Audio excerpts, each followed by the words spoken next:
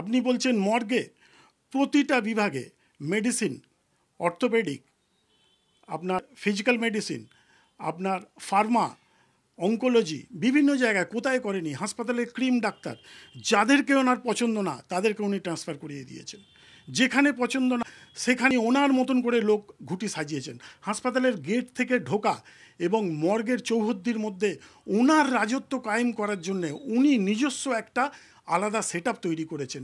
এবং এটা পরোক্ষভাবে ওর যে লোকজন বলতো যে আরজি করের মুখ্যমন্ত্রী চতুর্থ স্তরীয় সিকিউরিটি পার করে ওনার কাছে যেতে হতো। আমরা উৎপল দত্ত স্যারকে দেখেছি প্রিন্সিপাল হিসেবে, আমরা তার আগে উৎপল দত্তের পরেও আমরা পার্থ ব্যানার্জি, পরবর্তীকালে আপনার সুশান্ত স্যারকে দেখেছি যিনি ডিএমই হয়ে গেছিলেন, এবং বটব্বাল স্যার। সেখানে একজন খাঁকি উর্দি পরে হয়তো একজন দরওয়ান থাকতেন, গেলে কথা বলতেন গায়ে হাত দিয়ে ভালোভাবে বুঝিয়ে। যখন উনি হাসপাতালে যেতেন, যদি সিকিউরিটিরা যেত বলতো আমার সঙ্গে কেন, আমার সঙ্গে কিচ্ছু দরকার নেই। মানুষ পায়ে হাত দিয়ে প্রণাম করতো। আর এনাকে দেখে লোকে দূর থেকে পালানোর মতন উপক্রম। ইনি যখন যাচ্ছেন তার আগে সেই বড় বড় ভিআইপিরা সরে যান সরে যান সরে যান, এরা ব্যাপার।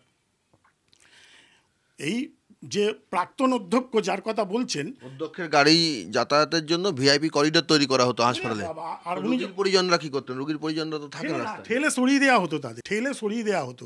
আপনি গাইনি ওদিক থেকে যদি এমার্জেন্সির গেট থেকে উনি ঢুকতেন, তাহলে গাইনি বাড়ির ওখানে ঠেলে তার আগে সরিয়ে দেওয়া হতো, সব ফাঁকা করে দেওয়া হতো, মহিলা পুরুষ নির্বিশেষে সকলকে তার আগে সরে যান করে।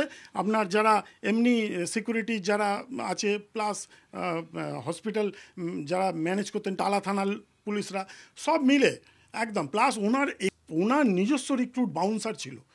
বাউন্সার সেরম সেই বড় বড় বাউন্সার হয় না, এরম সেই পালোয়ান টাইপের, ওরম 3জন 4জন আগে থাকতো, লোকাল সব স্থানীয় সব বড় বড় গুন্ডা, সব বাউন্সার, এবং তারা আগে যেত, সরে যান করে রাস্তা দিয়ে যেত।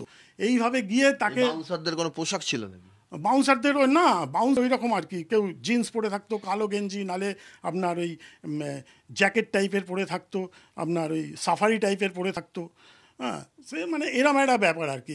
মুখ্যমন্ত্রী ঢুকছে, আরজি করেন মুখ্যমন্ত্রী, তো প্রত্যেকটা ডিপার্টমেন্টে উনি প্রভাব বিস্তার করার জন্যে। আমি যেহেতু ফরেন্সিকে ছিলাম, তো ফরেন্সিক এবং মর্গটা উনি কীভাবে নষ্ট করেছেন সে যদি আপনাকে বলি, সে একটা বিরাট কাণ্ড। বটব্বালের টাইমে যা হলো, বটব্বাল স্যার, এই ঘটনার সূত্রপাত কবে? হ্যাঁ, এই ঘটনার সূত্রপাত, ভালো প্রশ্ন করেছেন আপনি। এই ঘটনার সূত্রপাত বটব্বাল স্যার আমাকে ওখানে এক্সটেনশানে দিয়ে গেলেন, দিয়ে স্যার চলে গেলেন, রিটায়ার হলেন। 1 বছর করে আমার এক্সটেনশান হতো। এই কপি, এই যে আমার কাছে এই কপি, এই যে বটব্বাল স্যারের দেখুন পারমিশন, এখানে এই যে আমার হেড অফ দ্য ডিপার্টমেন্ট তদানীন্তন প্রফেসর সোমনাথ দাস, উনি ফরওয়ার্ড করেছেন, বটব্বাল স্যার আমাকে অ্যালাউ করেছে। এই দেখুন মেজর নির্মল কুমার ধাবা, উনি আমাকে ওখান থেকে পুলিশ মর্গে পোস্টিং দিয়েছিলেন এই যে মেডিকো লিগাল কাজ করার জন্য।